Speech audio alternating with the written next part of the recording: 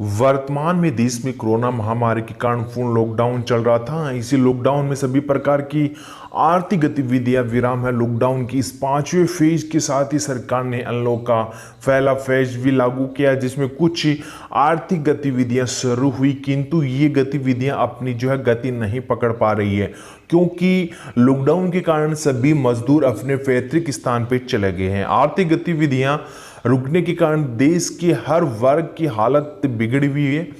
इन्हीं में एक किसान वर्ग भी आता है। देश में पहले से ही किसान की आर्थिक हालात कमजोर थे और इस लॉकडाउन के कारण हालात और भी गंभीर हो चुके हैं। इसलिए किसान कर्ज माफी जरूरी हो चुकी है। सरकार ने किसानों को राहत देते हुए किसानों की सूची जारी की है, जिनका कर्ज सरकार माफ कर रही है।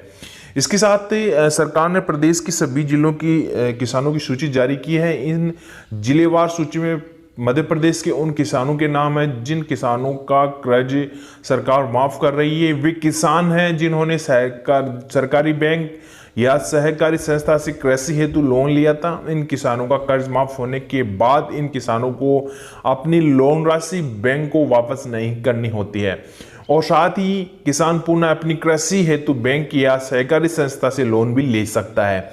इस कर्ज माफी योजना के तहत सभी छोटे और सीमांत किसान जिनकी आय 3 लाख रुपए से कम है और इस योजना के लिए पात्र है, सरकार द्वारा उनका 2-2 लाख रुपए तक का कर्ज माफ किया गया है।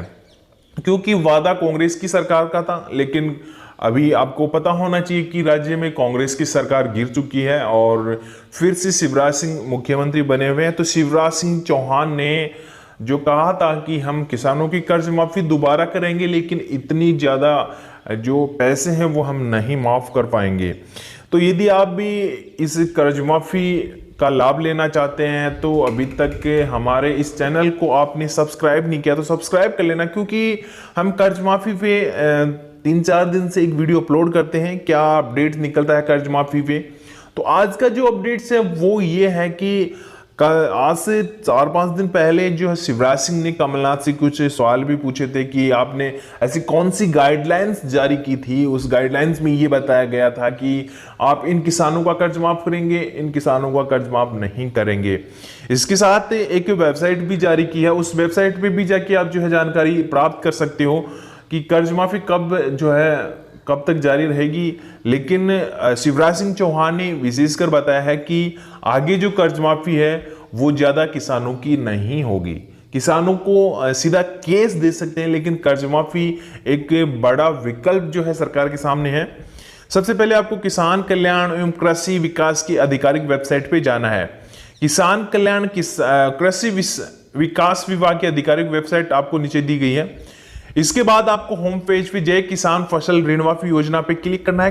क्लिक करने के बाद अगले पेज पे जय किसान ऋण माफी योजना के अंतर्गत लाभार्थी की सूची आपके क्लिक कर देनी है। तो ये जो सूची है वो जो पहले से अपेंडिंग सूची है वो आपको दिखाई जा रही है, लेकिन अभी जो नई सूची है वो जारी नहीं की गई। कमलनाथ सरकार भी चाहती है और किसान भी चाहते हैं कि लॉकडाउन की वजह से जो उनकी आर्थिक स्थिति कमजोर हुई है उनको देखते हुए कर्ज माफी एक अभी अच्छा विकल्प है सरकार के पास, और सरकार को कर्ज माफी करनी भी चाहिए, क्योंकि किसानों के पास अभी पैसे नहीं हैं और बैंक का ब्याज जमा कराने में वो अभी असमर्थ हो रहे हैं। और किसान वर्ग भी यही चाहता है कि सरकार उनका कर्ज माफ करें, कर्ज माफ ना करें तो उनका ब्याज माफ किया जाए। काफी सारी उम्मीदें सरकार से लगाए बैठे हैं किसान, लेकिन सरकार अभी कुछ नहीं कर रही है। केवल किसान साथियों, आपको डिफॉल्टर नहीं होना है, आप अपने समय समय पे ब्याज जमा कराना है। कर्ज माफी के चक्कर में आप डिफॉल्टर ना बने, वरना आपको काफी नुकसान हो सकता है। मेरे सभी किसान साथियों से मैं बार बार बोलता हूं कि आपको डिफॉल्टर नहीं होना है। केसीसी का जो लोन है, सहकारी बैंक का जो लोन है, वो आपको समय समय पे जमा करवाना ही होगा।